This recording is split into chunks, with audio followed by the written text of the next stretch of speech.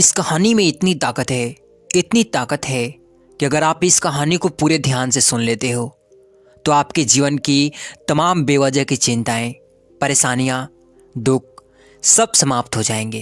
तो चलिए इस ताकतवर कहानी को शुरू करते हैं।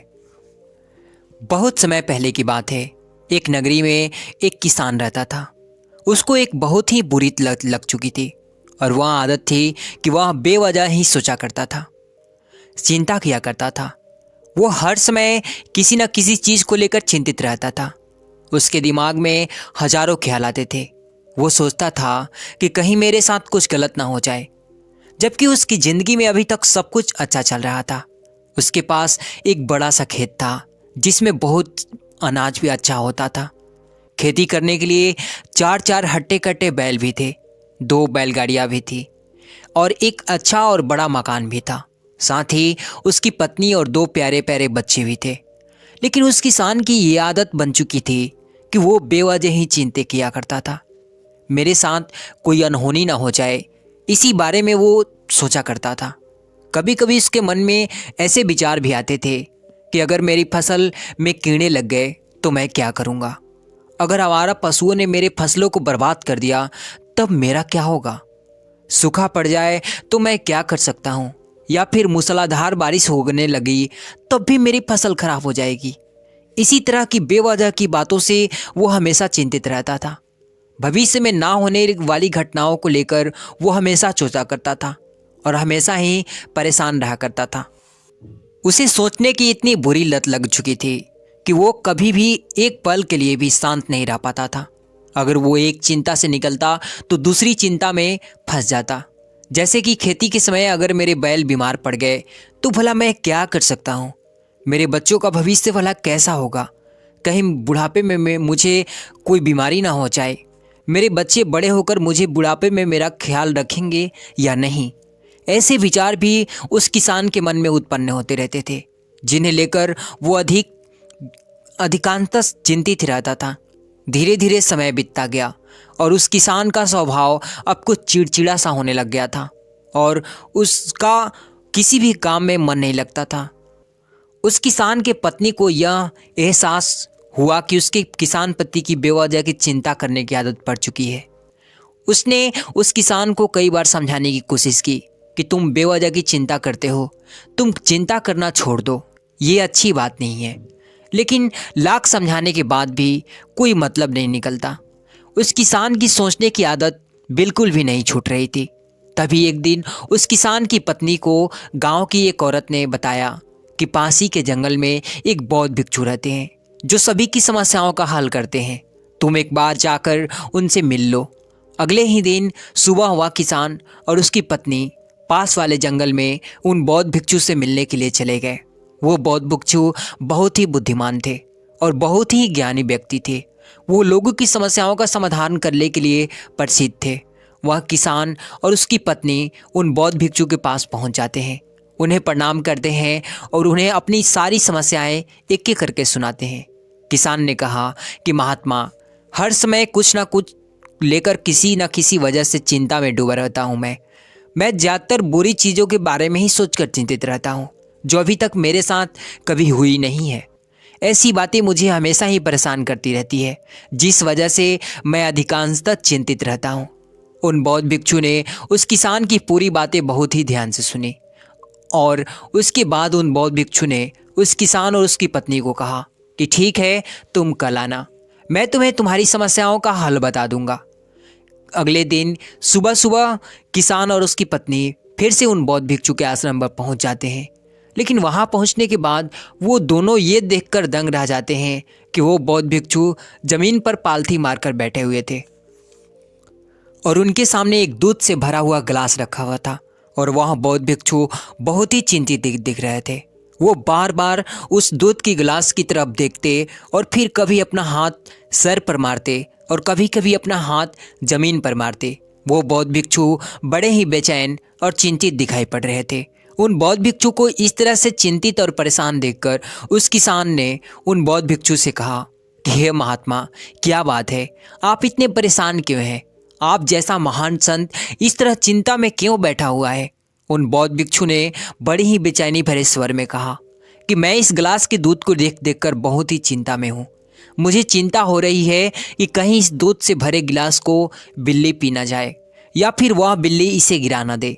कहीं ये दूध खराब ना हो जाए, या फिर मेरे आश्रम का कोई व्यक्ति इसे पी ना ले। मैं इन सभी बातों को लेकर सुबह से बहुत परेशान हूँ। मैं इस चिंता में यहीं पर बैठा हुआ हूँ और मुझे अभी तक इसका हल समझ नहीं आ रहा। उन बौद्ध भिक्षु के मुंह से ऐसी बातों को सुनने के बाद वह किसान और उसकी पत्नी जोर जोर से ठहाके लगाकर हंसने लगे। किसान ने हंसते हुए उस महात्मा से कहा कि इसमें इतनी चिंता करने वाली कौन सी बात है? ये सिर्फ एक गिलास दूध ही तो है। अगर इसे बिल्ली ने गिरा ही दिया, या फिर ये खराब ही हो गया, या फिर इसके आपके किसी आश्रम के किसी व्यक्ति ने पी ही लिया, तो भला क्या हो जाएगा? एक गिलास की दूध की ही तो बात है। ये तो आपको फिर कहीं से मिल ही जाएगा। इसके लिए मैं आपको चिंता करना बिल्कुल भी व्यर्थ है, क्योंकि अभी तक ना ही इसे बिल्ली ने गिराया है और ना ही ये दूध अभी तक खराब हुआ है, और ना ही आपके आश्रम के किसी भी व्यक्ति ने गिलास से भरे दूध को पिया है। और हो सकता है कि भविष्य में ऐसा कुछ हो भी ना। अब किसान के मुंह से ऐसी बातों को सुनने के बाद वो बौद्ध भिक्षु मुस्कुराने लगे और कहा कि मैं भी तुम्हें यही समझाने का प्रयास कर रहा हूँ कि भविष्य की उन घटनाओं को लेकर चिंता करना बिल्कुल व्यर्थ है जो अभी हमारे साथ हुई ही नहीं है, और उनकी होने की संभावना भी बहुत कम है, या फिर ये भी हो सकता है कि वो हमारे साथ कभी हो ही ना। और मान लो कि अगर तुम्हारे साथ ऐसा कुछ हो भी जाता है, तो जिस चीज़ को तुमने एक बार हासिल किया है उसे मेहनत करके दोबारा भी हासिल कर सकते हो। और मान लो कि किन्हीं समस्याओं के कारण तुम उस चीज़ को दोबारा हासिल ना भी कर पाओ, तो भी क्या हो जाएगा?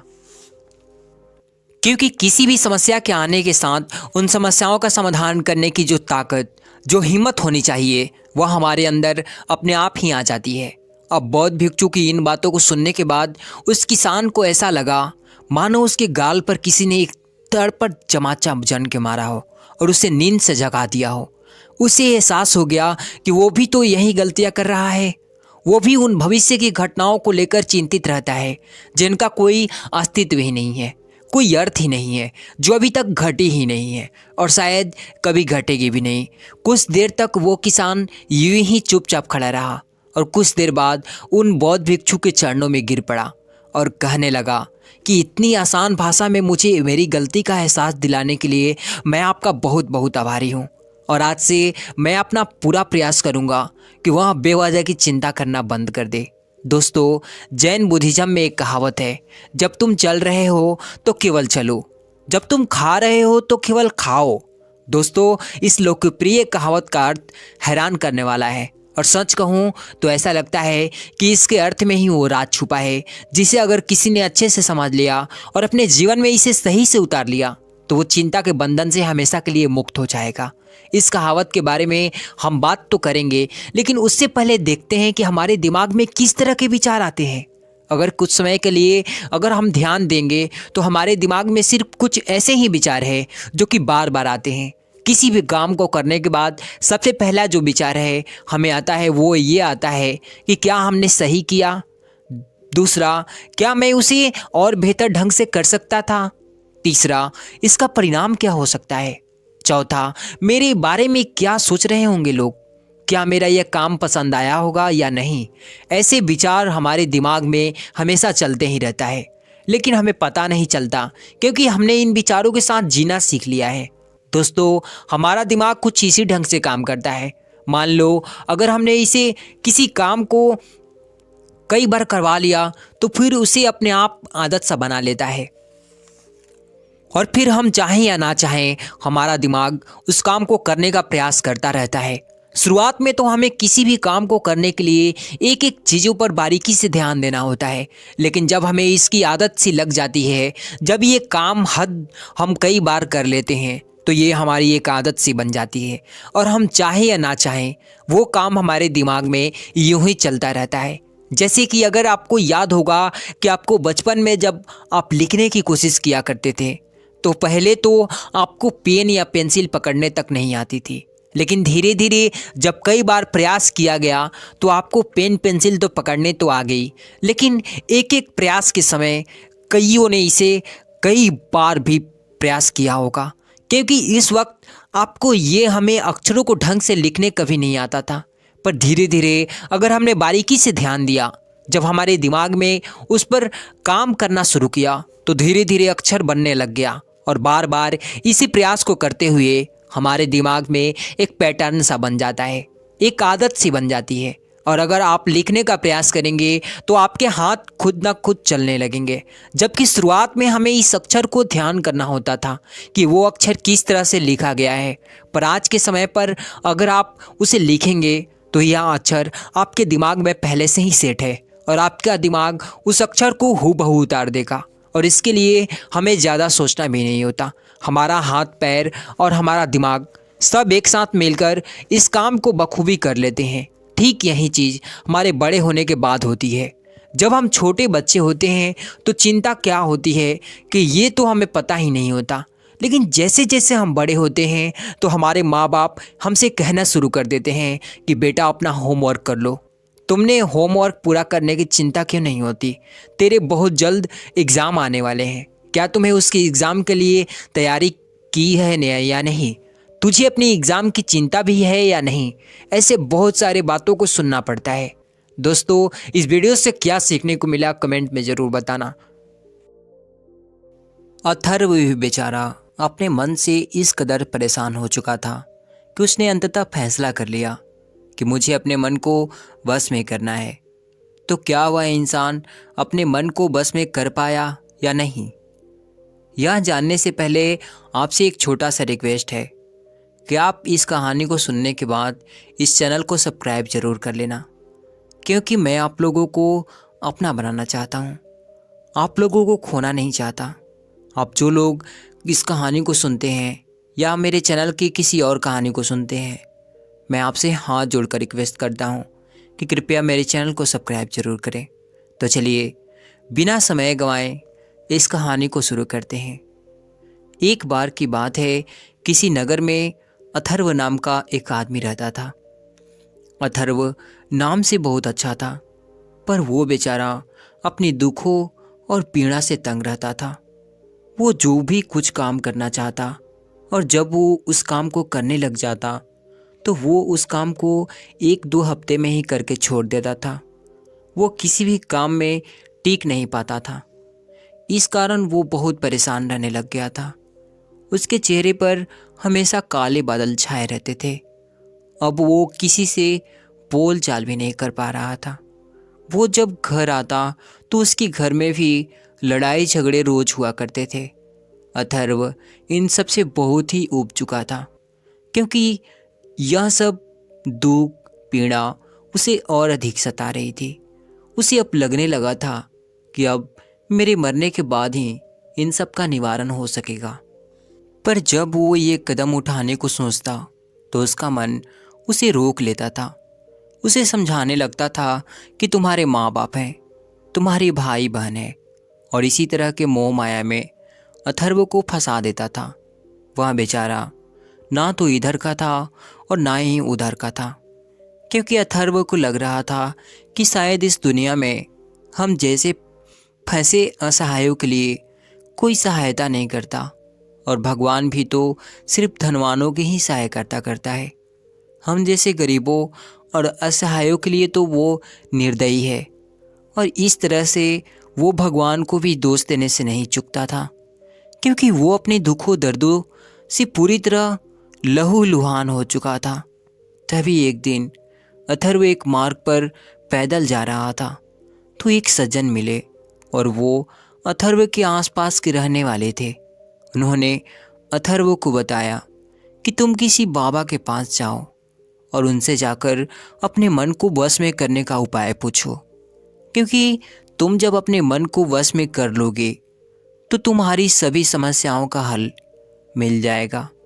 तुम्हारे जितने भी दुख हैं वो सब गायब हो जाएंगे, क्योंकि इस दुनिया में सभी समस्याएं हमारे मन में ही समाई होती हैं। वो सज्जन अथर्व से कह रहे थे कि जब हम अपने मन को वश में करते हैं तो सब कुछ अब तुम्हारे हिसाब से होने लगता है। उस सज्जन के इन सब बातों को सुनने के बाद उसे लगा कि हाँ, शायद यह सज्जन सही कह रहे हैं। हमारी सभी समस्याएं हमें हमारे मन से ही उत्पन्न होती है। और अगर मैं अपने मन को अपने वश में करने का उपाय जान लूँ, अपने मन का मालिक बन जाऊं, अपने मन पर एकाधिकार कर लूं, तब तो मैं अपने मन के द्वारा सब कुछ पा सकता हूँ, सब कुछ कर सकता हूँ। मेरे लिए तो अब कुछ असंभव नहीं रह जाएगा।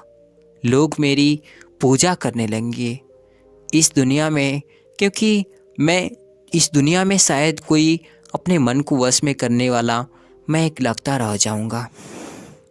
उसके मन में ऐसे विचार पलने लगे। वो मन ही मन बहुत शांति और सुकून का अनुभव कर रहा था। उसे एक गजब का एहसास होने लगा था।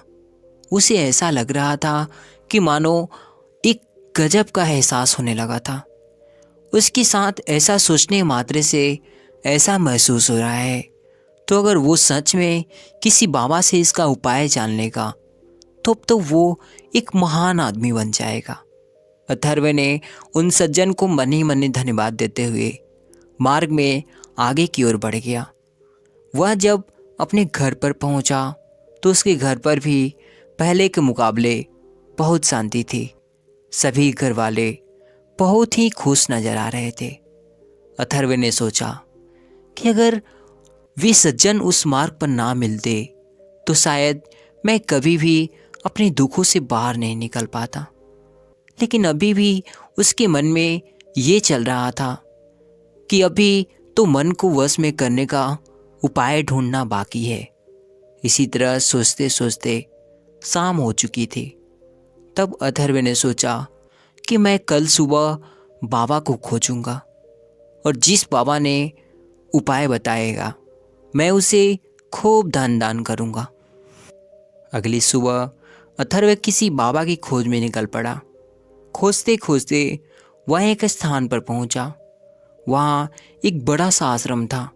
अथर्व ने उस आश्रम के भीतर धीरे धीरे प्रवेश करने लगा। तभी उस आश्रम के द्वारपाल ने अथर्व को भीतर जाने से रोक लिया और बोला कि हे लड़के, क्या तुम्हें पता नहीं कि महाराज गुरुजी ऐसे किसी से नहीं मिलते। वो किसी राजा महाराजा या किसी बड़े धनवान से ही मिलते हैं और उनसे बात करते हैं। अथर्व ने द्वारपाल की बात सुनकर उससे कहा कि देखिए, मैं एक बहुत बड़ी चीज़ के लिए गुरु महाराज जी से मिलना चाहता हूँ।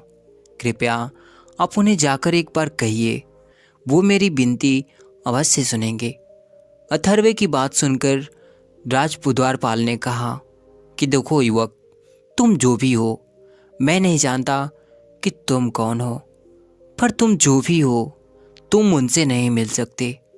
इसी तरह द्वारपाल और उस अथर्व के बीच कहासुनी हो गई और कहासुनी की आवाज़ सुनकर उस आश्रम के बाकी लोग भी वहाँ जुट गए और उन्होंने उन दोनों को समझा बुझाकर झगड़े को शांत करवाया। तब अथर्व से लोगों ने पूछा कि क्या बात है, तुम द्वारपाल से इस तरह से क्यों व्यवहार कर रहे हो। तब अथर्व ने कहा कि मैं गुरु महाराज से मिलने जा रहा था तो इन्होंने मुझे अंदर नहीं जाने दिया। तब लोगों ने और बाकी शिष्यों ने अथर्व को समझाकर कहा कि गुरु महाराज हर किसी सामान्य व्यक्ति से नहीं मिलते, वो केवल उन्हीं लोगों से मिलते हैं जिससे वो मिलना चाहते हैं। उन शिष्यों ने अथर्व से कहा कि तुम यहीं प्रतीक्षा करो, हम तुम्हारा संदेश गुरु महाराज तक ले जा रहे हैं। अगर उनकी आज्ञा हुई तो तुम उनका जरूर दर्शन कर सकोगे। इतना कहकर बाकी के सभी लोग और शिष्य आश्रम के भीतर चले गए।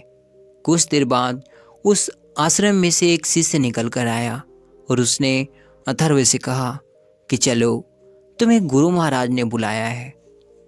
अथर्व जब उस शिष्य के साथ जाने लगा तो वो मन ही मन सोचने लगा कि अब मैं अपने मन को वश में करने से सिर्फ कुछ ही कदम दूर हूँ।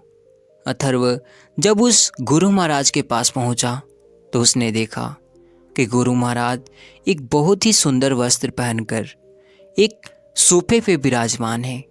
बाकी के उनके सभी शिष्य उनकी सेवा कर रहे हैं। कोई पैर दबा रहा है तो कोई उनको हवा दे रहा है, तो कुछ शिष्य उनके पीछे खड़े हैं। और उन गुरु महाराज के चेहरे पर सूर्य की भांति तेज था। अथर्व इन सब चीज़ों को देखकर बहुत खुश हो जाता है। उसे अब लगने लगा था कि ये गुरु महाराज मेरी इस सवाल का जवाब जरूर देंगे। अथर्व ने ये सोचकर उन गुरु महाराज से पूछता है कि हे गुरुवर, अपने मन को वश में करने का उपाय क्या है। उन गुरु ने अथर्व को बहुत ही ध्यान से देखा और बोले कि वत्स, तुम ये क्यों जानना चाहते हो। तब अथर्व ने कहा कि हे गुरुवर, मैंने सोचा है कि मैं अपने मन को वश में करके अपने दुखों का अंत करना चाहता हूँ। अथर्व की बातों को सुनकर गुरु मुस्कुराए और बोले कि वत्स, मैं तुम्हें एक ऐसा चमत्कारी अंगूठी प्रदान करता हूँ कि जब तक ये तुम्हारे हाथों में के अंगुलियों में विराजमान रहेगा, तब तक तुम्हारा मन तुम्हारे वश में ही रहेगा। उन गुरु महाराज की बात सुनकर अथर्व को इतना ज़्यादा खुशी हुई कि वो गुरु महाराज के चरणों में गिर पड़ा और खूब रोने लगा। गुरु महाराज ने उसे उठाया और कहा कि वत्स, उठो और जाओ, अपने कार्य को पूरा करो। अथर्व ने उस अंगूठी के बदले में उन गुरु महाराज को धन दान भी दिया और उस अंगूठी को वो प्राप्त करके खुशी खुशी अपने घर लौट आया। अथर्व को मानो ऐसा लग रहा था कि वो सारी दुनिया को अपनी अंगुलियों पर नचाने वाला है। जिस प्रकार किसी व्यक्ति को जादुई छड़ी मिल जाती हो, उसी प्रकार अथर्व को ऐसा लग रहा था। अथर्व ने खुशी खुशी उस अंगूठी को अपनी अंगुलियों में धारण किया। उसे लग रहा था कि उस अंगूठी को धारण करने के तुरंत बाद ही उसका मन उसके वश में हो जाएगा, पर ऐसा नहीं हुआ। अथर्व को लगा कि उसका मन उसके वश में हो जाएगा, पर ऐसा कभी नहीं हुआ। अथर्व को लगा कि शायद मुझे एक बार फिर से इस अंगूठी को धारण करना चाहिए। निकालकर अथर्व ने उस अंगूठी को अपने अंगुलियों से बाहर निकालकर दूसरी अंगुलियों में धारण किया। इस बार भी वो फिर असफल रहा और वो ऐसे ही करते करते पूरे महीने बीत चुके थे, पर उसे अभी तक कुछ भी लाभ नहीं दिख रहा था उस अंगूठी से। अथर्व एक बार फिर दुखी हो गया। उसे इस बात का बहुत बुरा लगा कि उसे उस बाबा द्वारा ठगा गया है, उसे मूर्ख बनाया गया है। अथर्व ने सोचा कि जरूर यहाँ बाबा ने मेरे साथ छल किया है, मेरे साथ विश्वासघात किया है। मुझे लग रहा था कि मेरे सारे तमन्नाएं पूरे हो जाएंगी, लेकिन हुआ ठीक इसके विपरीत। अब अथर्व के पास कोई चारा नहीं था, क्योंकि उसमें ना तो उस बाबा के पास जाने की हिम्मत जुटी थी और ना ही इसके बारे में वह किसी से कहना ही चाह रहा था।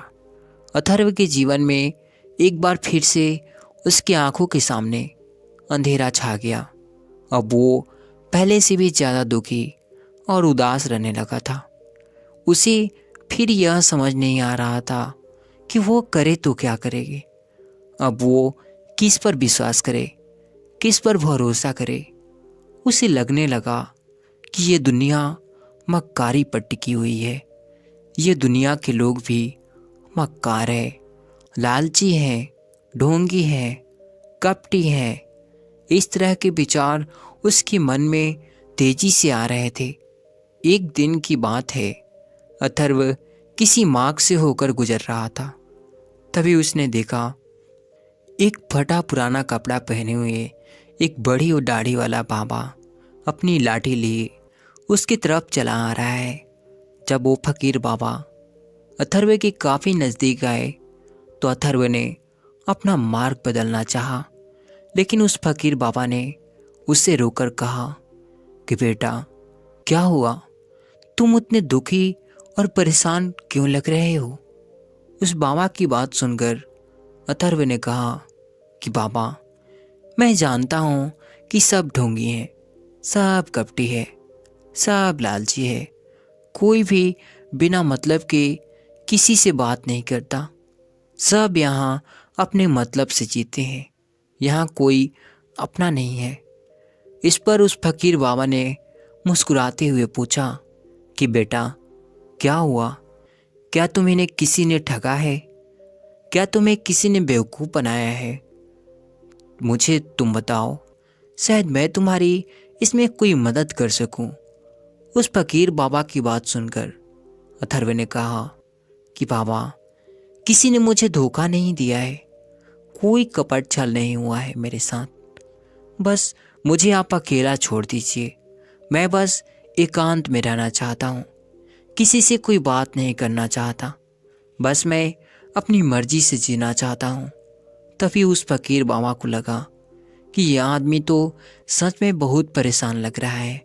तभी उस फकीर बाबा ने अथर्व के सर पर हाथ देते हुए कहा कि बेटा, मुझसे डरने की कोई आवश्यकता नहीं है, क्योंकि मैं एक फकीर हूँ।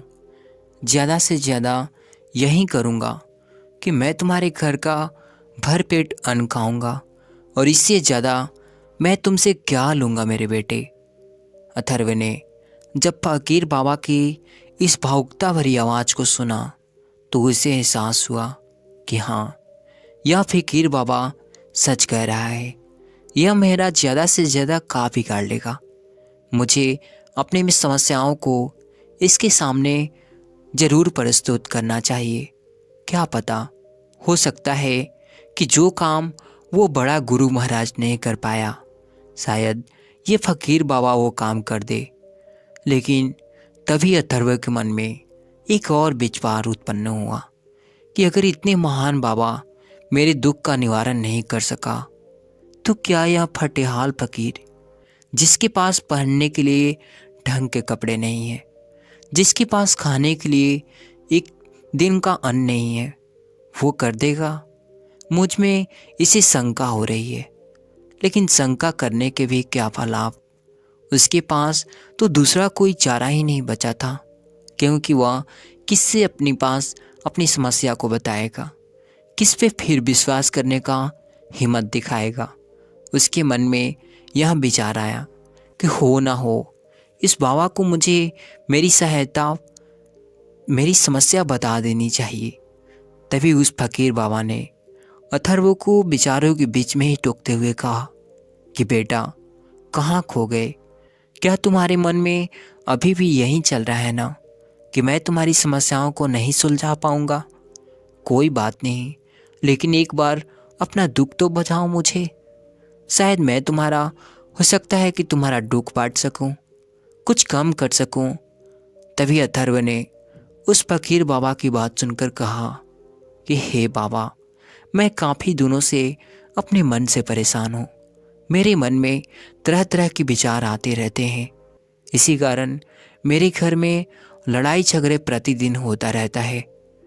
मैं अपने दुखों और परेशानियों से तंग आ चुका था। तभी मुझे किसी सज्जन ने सलाह दी थी कि तुम किसी बाबा से जाकर अपने मन में को वश में करने का उपाय पूछो। फकीर बाबा उसकी बातों को बहुत ही ध्यान से सुन रहे थे। अथर्व ने आगे कहा कि बाबा, मुझे लगा कि वो शायद सच सही कह रहे हैं। मुझे किसी बड़े बाबा से अवश्य मिलना चाहिए। फिर एक दिन ढूंढते ढूंढते मैं एक बड़े आश्रम में जा पहुंचा, जहाँ एक गुरु महाराज से मेरी मुलाकात हुई और उस बाबा ने मुझे एक अंगूठी दी और कहा कि हे वत्स, तुम इसे पहन लेना। जब इसे तुम पहन लोगे तो तुम्हारा मन तुम्हारे वश में हो जाएगा। फिर मैंने उस अंगूठी को पूरे 1 माह तक पहने रखा, लेकिन कोई लाभ नहीं हुआ। फिर मुझे लगा कि उस बाबा ने मुझे ठगा है, मुझे मूर्ख बनाया है। इतना कहते कहते अथर्व जोर जोर से रोने लगा। तभी उससे चुप कराते हुए उस फकीर बाबा ने कहा कि चुप हो जाओ बेटा, चुप हो जाओ। तब अथर्व ने अपनी आंसू पूछते हुए उस फकीर बाबा से कहा कि बाबा, केवल आप ही मुझे इन दुखों से बचा सकते हो। आप ही मुझे इस घोर निराशा से बाहर निकाल सकते हो। तब फकीर बाबा ने कहा कि बेटा, हम जीवन भर इस एक बात को ही लेकर हम परेशान रहते हैं कि मेरा मन मेरे बस में कैसे होगा, मैं अब मन की परेशानियों से पार कैसे पाऊं, मैं मन को अपना गुलाम कैसे बनाऊं। हम मन पर अपनी मनमानी करने के लिए उसे अपने अधीन करना चाहते हैं, लेकिन हमारा मन भी कम चालाक थोड़े ही है। वो ऐसा कभी होने ही नहीं देता, क्योंकि मन का अपने आप में कोई अस्तित्व ही नहीं होता। और इस दुनिया में जितने भी महान ऋषि महर्षि हुए हैं, वो उतने महान कभी बनने ही नहीं पाते। उन्होंने यह गलती नहीं दोहराई, क्योंकि वे कभी मन को वश में करने के पीछे भागे ही नहीं। उस फकीर बाबा ने अथर्व को एक उदाहरण देते हुए बताया कि तुमने कभी मधुमक्खियों का छत्ता देखा है? तब अथर्व ने कहा कि हाँ, मैंने देखा है बाबा। तब फकीर बाबा ने उसे समझाते हुए कहा कि जब हम मधुमक्खियों के उन छत्तों को छेड़ते हैं तो वो मधुमक्खियाँ हमारे पीछे पड़ जाती हैं काटने के लिए। इसी तरह हमारा मन भी है। जब हम उसे अपने वश में करने की सोचते हैं तो ये हमें और परेशान करने लगता है, और जब हम उसे खोला छोड़ देते हैं, स्वतंत्र छोड़ देते हैं, प्रेम से उसे पुचकार कर समझाते हैं, अच्छे अच्छे उच्च विचारों को जब हम उसके सामने रखते हैं, तो वहीं हमारा मन हमारे लिए मित्र बन जाता है। फिर फकीर बाबा ने आगे समझाते हुए कहा कि बेटे, आज से तुम अपने जीवन में यह